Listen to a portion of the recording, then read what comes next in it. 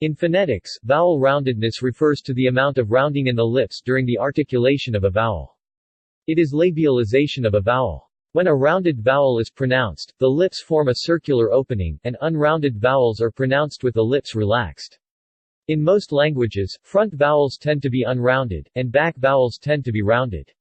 However, some languages, such as French and German, distinguish rounded and unrounded front vowels of the same height, and Vietnamese distinguishes rounded and unrounded back vowels of the same height.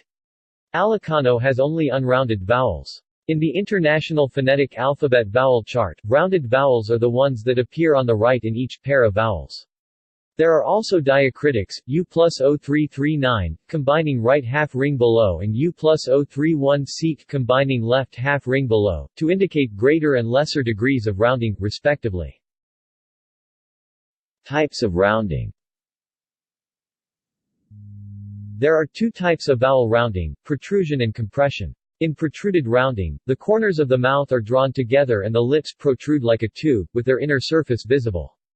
In compressed rounding, the corners of the mouth are drawn together, but the lips are also drawn together horizontally. Compressed, and do not protrude, with only their outer surface visible. That is, in protruded vowels the inner surfaces of the lips form the opening, thus the alternate term endolabial, whereas in compressed vowels it is the margins of the lips which form the opening, thus exolabial. Catford 1982, p. 172, observes that back and central rounded vowels, such as German o and u, are typically protruded, whereas front rounded vowels such as German o and y are typically compressed. Back or central compressed vowels and front protruded vowels are uncommon, and a contrast between the two types has been found to be phonemic in only one instance. There are no dedicated IPA diacritics to represent the distinction, but the superscript IPA letter k can be used for compression and/or for protrusion. Compressed vowels may be pronounced either with the corners of the mouth drawn in, by some definitions rounded, or with the corners spread and, by the same definitions, unrounded. The distinction may be transcribed hin, u. The distinction between protruded u and compressed y holds for the semivowels w and th, as well as labialization. In Akan, for example, the th is compressed, as are labia palatalized consonants as in twi, twi, and adwuma ad u ma work, whereas w and simply labialized consonants are protruded. In Japanese, the with is compressed rather than protruded, paralleling the Japanese u.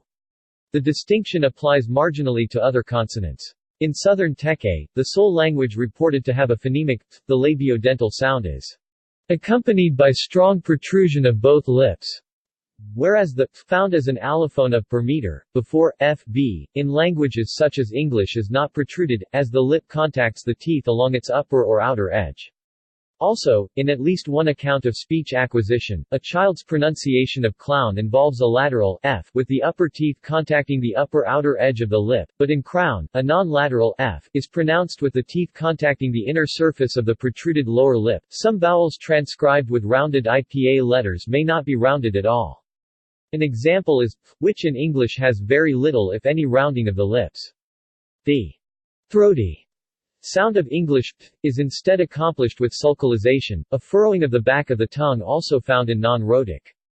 It is possible to mimic the acoustic effect of rounded vowels by narrowing the cheeks, so-called cheek rounding, which is inherent in back protruded but not front compressed vowels.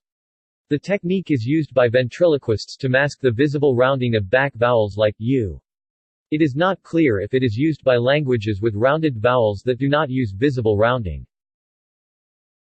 Spread and neutral.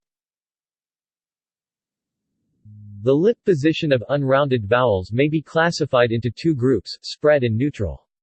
Front vowels are usually pronounced with the lips spread, and the spreading becomes more significant as the height of the vowel increases. Open vowels are often neutral, i.e. neither rounded nor spread, because the open jaw allows for limited rounding or spreading of the lips. This is reflected in the IPA's definition of the cardinal a, which is unrounded yet not spread either. Roundedness and labialization. Protruded rounding is the vocalic equivalent of consonantal labialization. Thus, rounded vowels and labialized consonants affect one another by phonetic assimilation. Rounded vowels labialize consonants, and labialized consonants round vowels. In many languages, such effects are minor phonetic detail, but in others, they become significant.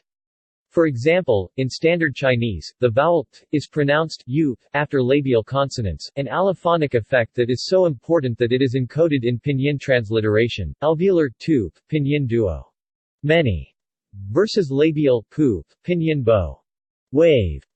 In Vietnamese, the opposite assimilation takes place. Velar codas k and p are pronounced as labialized k and, or even labial velar kp and m, after the rounded vowels u and o. In the Northwest Caucasian languages of the Caucasus and the Sepik languages of Papua New Guinea, historically rounded vowels have become unrounded, with the rounding being taken up by the consonant. Thus, Sepik ku and ko are phonemically ko and ko. In the extinct Yupik, ku and ko were phonemically k and kaya. A few ancient Indo-European languages like Latin had labiovelar consonants. See also: close back compressed vowel, or ut in Japanese and Swedish. Near close back compressed vowel in Swedish. Close central compressed vowel y in Norwegian. Mid-central compressed vowel o stroke in Swedish. Close front compressed vowel y in French, German, etc.